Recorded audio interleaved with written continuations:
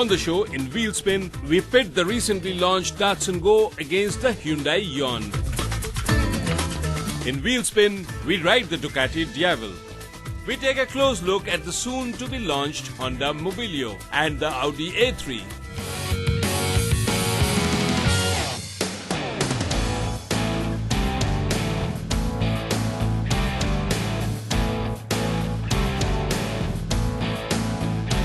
If you are going to spend rupees 3 lakhs on a car, these days you are not going to get too much choice. But the choice that you will have is between this Hyundai Eon here and the Datsun GO here. Both these cars were made ground up for the Indian market, but they were obviously built with very different philosophies in mind. While the Datsun GO here reeks of a car made to cost, the Hyundai Eon here is a little more indulgent and will try to pamper you with a lot of goodies inside. But which one is a complete and a capable package? That's what we are here to find out today. The hatchback segment in India comprises of over 70% of the car sales. Hence, it's a major segment for any manufacturer who has volume ambitions.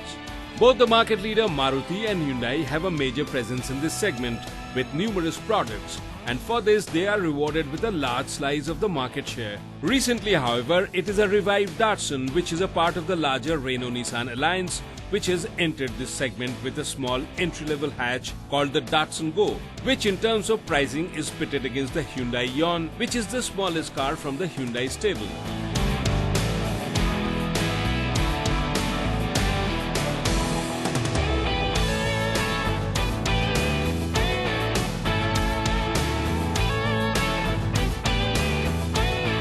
Of the two is the Datsun GO, which is the latest entry into the Indian market, and the Datsun GO is also the bigger of the two, both in terms of engine capacity as well as dimensions. It's about 3.7 meters long as compared to the Eon, which is about 3.4 meters long, and the wheelbase of the car is also much bigger, which means that it liberates more space both for passenger and luggage.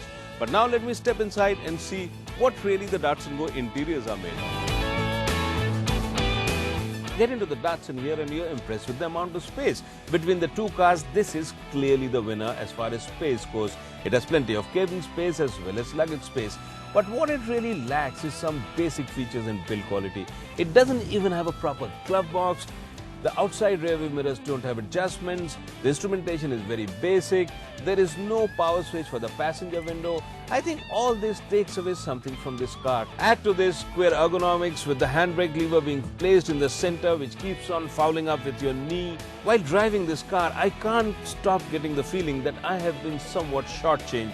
And this in spite of the fact that this is quite a spacious car and it drives quite well.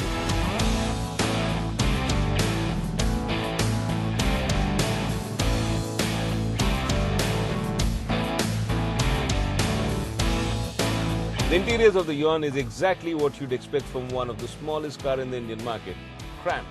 But what I really like about the interiors are the design elements that have been thrown in. The fascia is dual tone and there are plenty of places to keep your knickknacks in, and there is a silver garnishing here which livens up things. The instrumentation too here is very basic, but it comes with silver surrounds, which again makes it a lot nicer to look at. And this also gets a proper glove box and a proper radio which can dock in with your MP3 and the USB, and the outside rear view mirrors have internal adjustments, and you also have two switches for the passenger seat as well. So overall the Eon is much more livable on an everyday basis.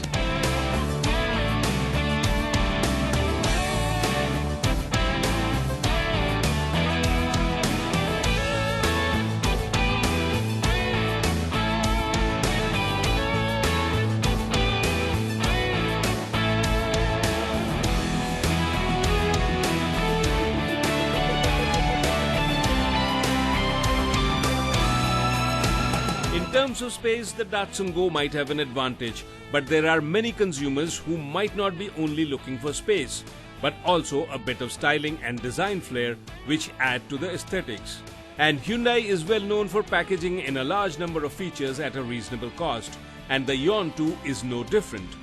We feel the interiors of the Eon are definitely a better place to spend time in, although it is much smaller than the Datsun GO. The problem with the Datsun is its poor build quality, which reflects heavily on the product and might in the long run impact its success. The Eon on the other hand is much better built and finished.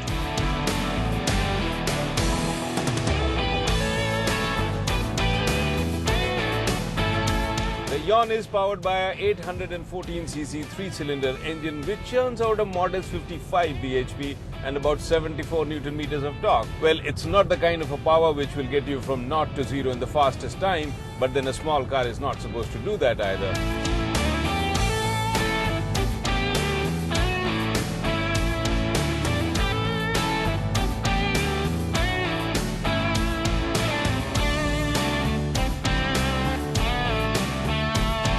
What I don't like about this engine is that it's a bit unrefined and noisy. But what's good about this engine is that it's extremely fuel efficient.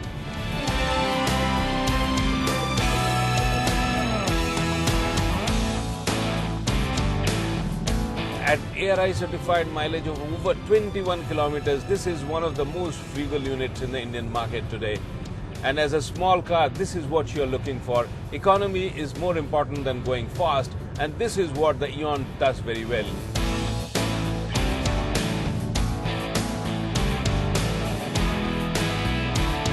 The engine is mated to a 5-speed gearbox, which is quite nice. The throws are short and precise, and it slots in quite well. But the gearing ratio is short, so you will have to work the gearbox a bit, especially in the crowded city conditions. In terms of handling, the Eon does quite well for a car this size, and she stays quite planted even when you throw her hard into a corner.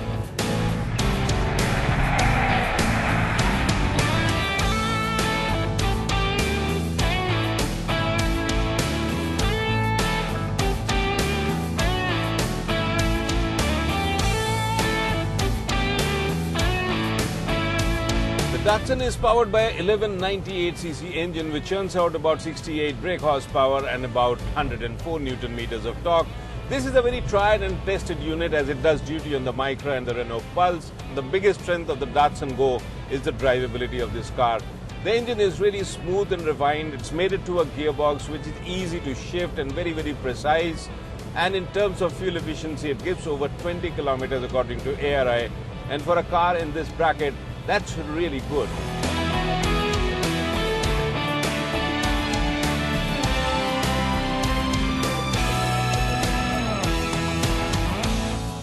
In terms of drivability, if you have to choose between the Hyundai Eon and this Datsun GO, then I don't think it's going to be a hard choice because the Datsun GO certainly drives and handles better. It's bigger, it's a lot more stabler, it's got more power coming in, and it's much more refined. In terms of handling too, this is much more stable owing to a longer wheelbase and fatter tires.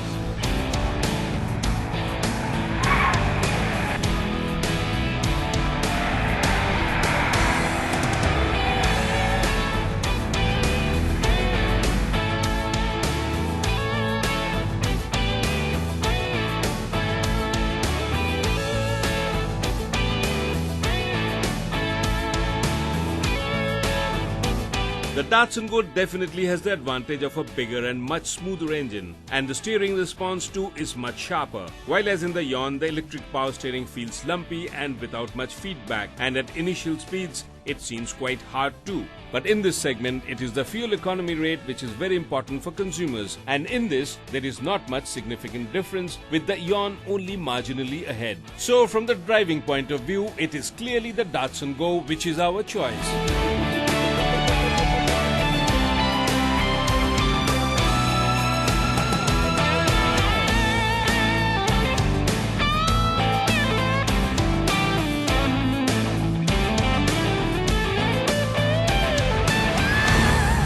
If you were to decide between the Hyundai Eon here and the Datsun GO, I guess you will have a very hard choice because none of the cars offer a complete package.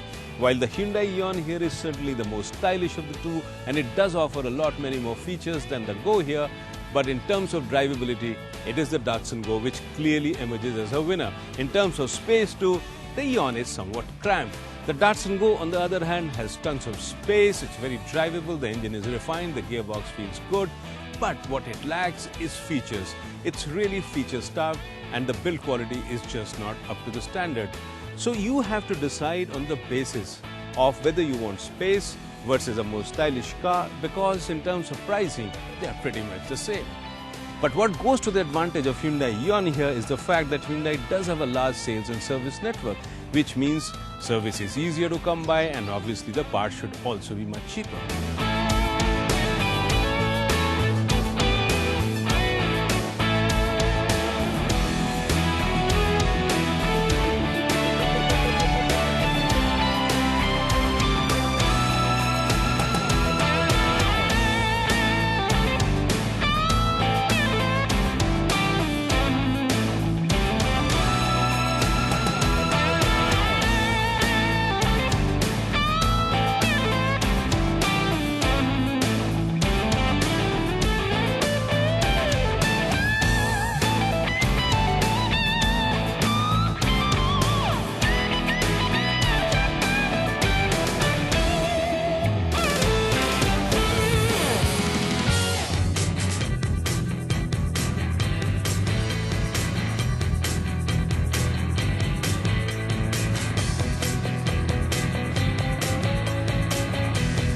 It was in the year 2008 that Ducati entered the Indian market via its importer and distributor, Precision Motor. Although the red bikes were successful in wowing the public, it was the lack of service backup infrastructure, booking fiascos, and late delivery periods that really put the fans and enthusiasts off. Because of this, Ducati India has gone into hibernation mode, and its operations here are almost at a standstill.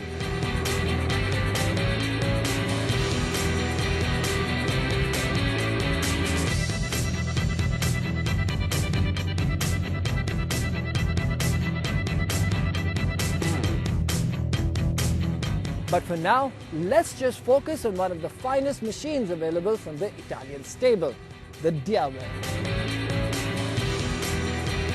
Now, looks can be subjective, but you have to agree. There's nothing out there in the market that's in the same mold like this particular baby right here.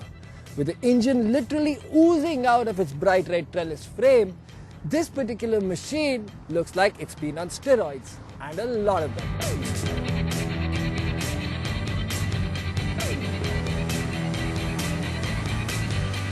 There is one thing, however, that confuses the hell out of me. How do I classify this bike?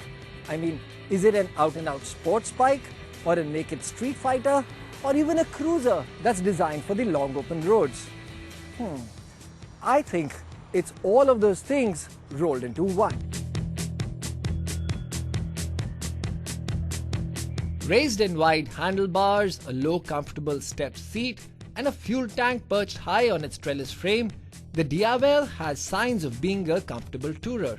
But the short front end, the single-sided swing arm that rests in a massively wide tire at the back, gives hints of the Diavel's true intentions. Start it up, and the sound of the exhaust is something that totally throws you off. It's all clear now. Ducati's designers took the rule book and used it to make a bonfire that filled them up with the warmth of inspiration to design the Diavel.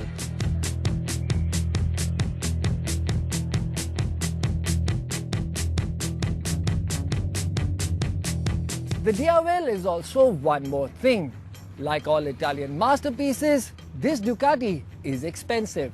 Now, if you're lucky enough to be able to get one, this particular bike is about 20 lakh rupees ex-showroom Delhi. Like I said, it's pretty steep, but you do get quite a bit of features on this bike apart from brute power to keep you happy. Now, if you have a look at this, the minute you switch the ignition switch into on, there's a nice little animation of the bike being sketched out in an etching-like fashion that goes on in the LCD display. Now, the speedometer itself is divided into two consoles. There's an upper bit and a lower bit. Now, the upper bit over here, well, you get a LCD display over here, which basically shows your big tachometer that streaks across like a horizontal bar, your speedometer, and all the other warning lights rolled into one. But it's the other bit, the color LCD display at the bottom, that's most interesting. Once you look at it, you will see that it's got a gear indicator, a real-time mileage indicator, an average mileage indicator, and of course, 3 modes. Now, what that basically means is that the bike can be set up into the urban mode, the sports mode, or even the touring mode. Now, what is the difference? Well, in the urban mode, the power of this bike is restricted to about 100 bhp, and the traction control is almost set to about maximum, which is about 5 out of 8. If you look at the touring mode, in the touring mode you get access to all the 162 horses, and the traction control also, well, that's slightly less. It's about 3 out of the maximum 8 settings, but it's the power delivery. Now, here in the touring mode, the power delivery doesn't come on as instantaneously as is there when you switch it to the sport mode. Now, that's the mode you want to be on when you want to go ballistic. Twist the throttle open and the bike, she just surges forward, and you better hang on for your dear life if you want to keep track of what's going on ahead.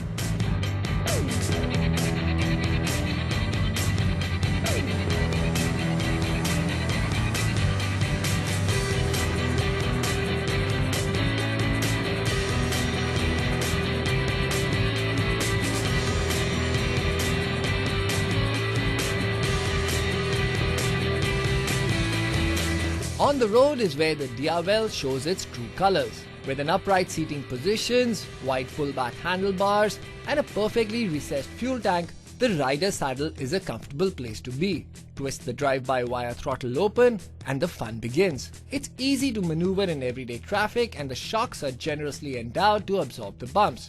So it's an easy bike to live with for everyday use, but the best part of course is finding an open road and going fast.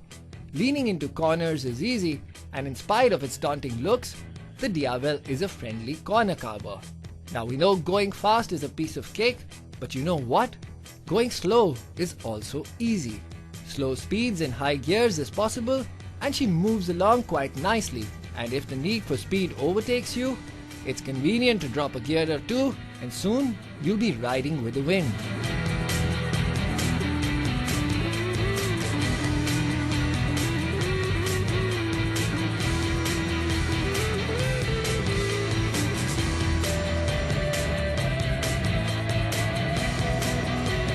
Now, if I were to sum up my feelings about the Diavel in one word, that word would have to be awesome. I mean, look at it. It looks ballistic, goes like stink, and is a perfect combination of a sports bike and a cruiser crafted beautifully into one. Now, if Ducati is serious about their business prospects here in India, they need to dump their baggage, clean up their slate, and start fresh all over again.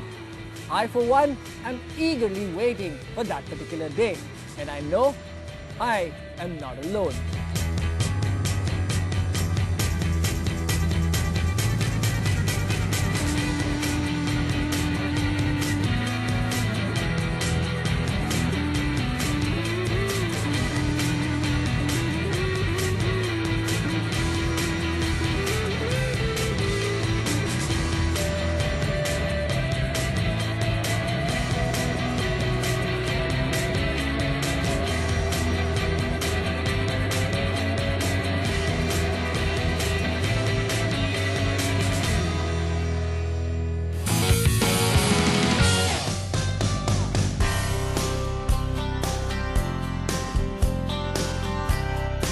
As we step into the second half of this year, there are exciting new products waiting for the consumer, some of which were earlier showcased at the New Delhi Auto Expo in February. But of course, all will not make it to the showroom. Some that will definitely do, and that too very soon, are the Honda Mobilio and the Audi A3. These two products are in completely different segments, but what they have in common is that they will open up another segment in India.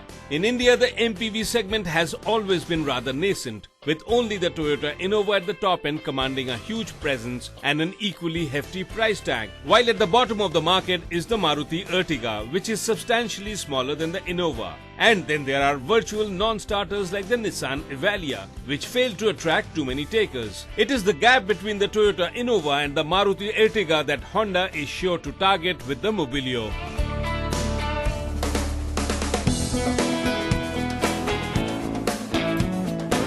Luxury car buyers too will have something to cheer about as the smallest Audi makes its appearance here, possibly in July. The A3 stands for everything that Audi does: style, design flair, and offering its customers all options in terms of a full package, including drivability, performance, and luxury.